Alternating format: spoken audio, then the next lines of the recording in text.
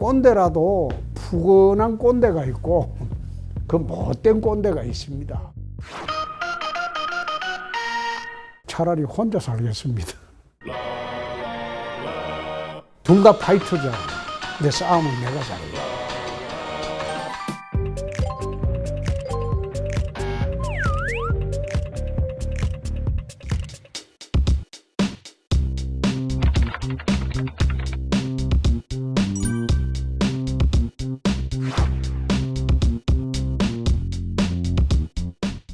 후보님, 왜 대통령이 되려고 하십니까?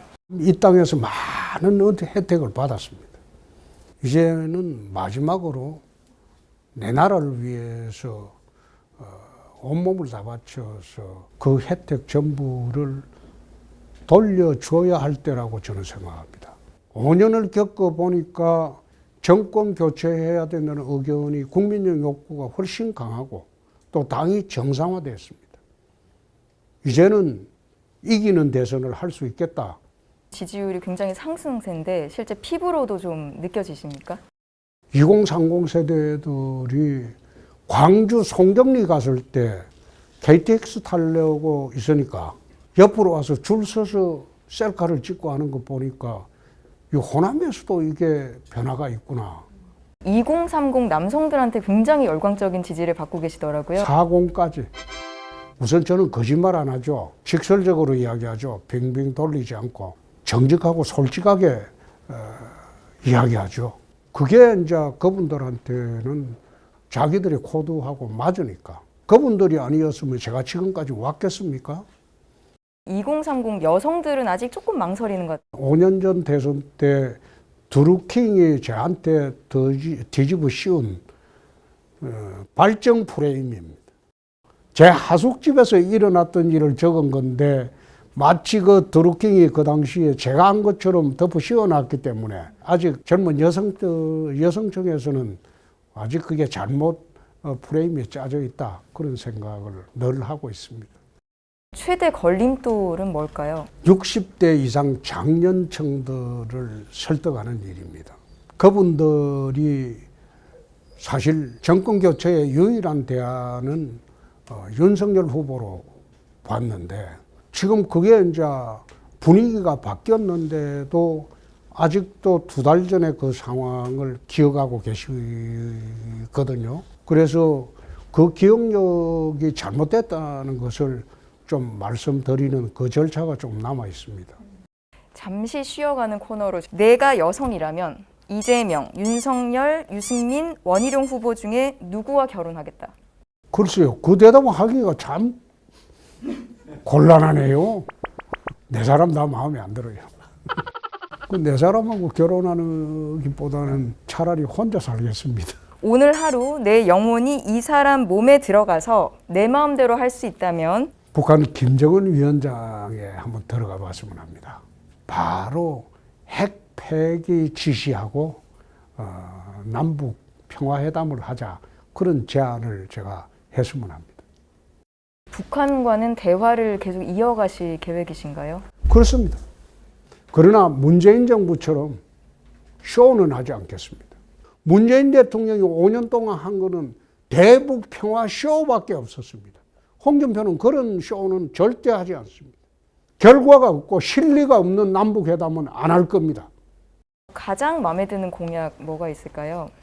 취임과 동시에 적시하기 위해서 인수위 때 비상경제팀을 가동을 해서 경제 정상화 대책을 세운다는 그게 가장 절실한 공약이고 용적률을 최대 1,500%까지 올리겠다 말씀하셨는데요. 서울의 밀집도가 더 심화되는 거 아니냐 이런. 뉴욕 같은 경우에 그 용적률이 3,300%를 줍니다. 일본이 3,000% 줍니다. 왜 도심에 밀집적으로 하느냐? 도심에서 사람들이 많이 살게 되면 직장이 인근이기 때문에 트래픽이 없습니다. 경제 활동을 안 하시는 분들은 교회를 나가서 사시면 됩니다. 외국이 다 그렇습니다. 서울만 그렇게 하겠다는 게 아니라 전국 대도시는 다 그런 식으로 정책을 바꿔야 됩니다. 서민들은 희망이 없다. 어떻게 해결하시겠습니까? 서민한테 국가가 끊임없이 기회를 주는 그런 나라로 좀 만들었으면 합니다. 그래서 복지정책도 서민복지정책으로 명명을 하고 국민 전부에게 똑같이 균등하게 나눠주는 그 보편적 복지 제도는 저는 안 할 겁니다. 서민들한테는 정말로 국가에서 지원을 해서 이 사람들이 일어서고 또 넘어지면 또 일어서고 할 수 있는 그런 기회를 끊임없이 주는 그런 나라를 합니다. 내 삶에 있어서 가난은 어떤 영향을? 그게 이제 이재명 후보하고 비교해서 내 말씀을 드릴까요? 네. 가난했던 시절은 저하고 비슷할 겁니다. 힘들게 살았던 시절. 근데 이재명 후보는 그것을 정오심으로 극복을 했어요. 근데 홍준표는 가난하고 힘들게 살았어도 부자를 정오하거나 가진 자를 정오해 본 일이 없습니다. 가난이라는 것은 자기가 앞으로 잘 살아보기 위해서 남들보다 2배 이상을 노력하는 그런 촉매제 역할을 해준 겁니다. 이재명 후보와 닮은 꼴이라고 얘기하는 건 후보님 입장에서는 욕인가요? 칭찬인가요? 욕이죠. 그거는 나는 이재명 후보처럼 쌍욕으로 해본 일도 없고 그리고 그 여배우하고 무상연애 해본 일도 없어요. 그리고 대장동 비리 스캔들 거치고 걸린 일도 없고 그런데 비슷하다 그러면 욕이죠. 그대로 나가는 거죠. 그대로 나갑니다. 편집하면 안 됩니다. OX 코너인데요. 본선에서 이재명 후보와 맞붙는 상상을 하면 짜릿하다. 짜릿한 게 아니고 붙으나 마나 승부가 뻔할 겁니다. 재밌을 거예요. 파이터끼리거든.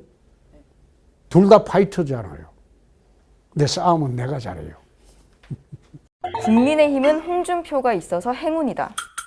지금 제가 없었으면 윤석열 후보만으로 정권 창출을 해야 되는데 제가 있기에 지금 새로운 대안이 나타났으니까 국민의힘으로서는 행운이죠. 내 아내는 내게 과분한 사람이다. 과분하다고 하기에는 좀 그렇죠.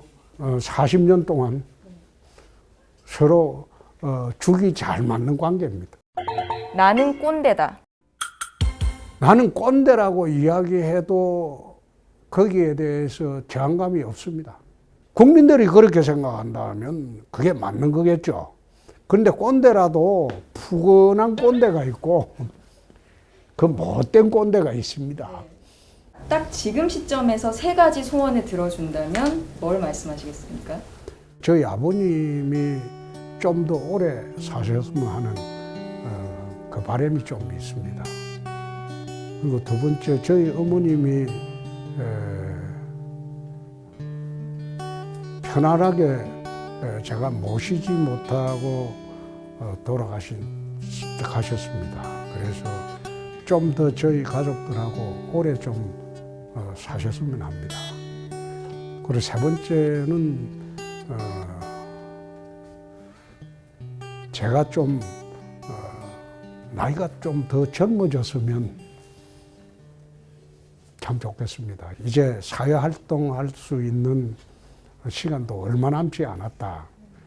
좀 더 대한민국에서 좀 헌신을 해보고 세상을 마쳤으면 합니다. 가장 기억에 남는 일이 있으실까요? 탄핵 대선 때 떨어졌지만은 24.1%를 받아가지고 당을 새로 살렸다는, 비록 떨어진 대선이지만 당이라도 살렸다.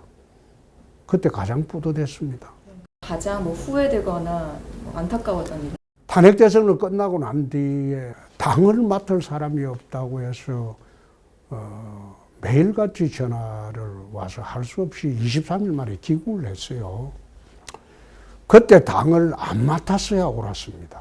참패하는 순간 내가 바로 물러났는데 두 번의 패배의 멍해를, 첫 번째 패배는 영광스러웠는데 두 번째 패배는 참으로 예견된 패배라서 별로 놀라지는 않았지만 가슴 아팠죠.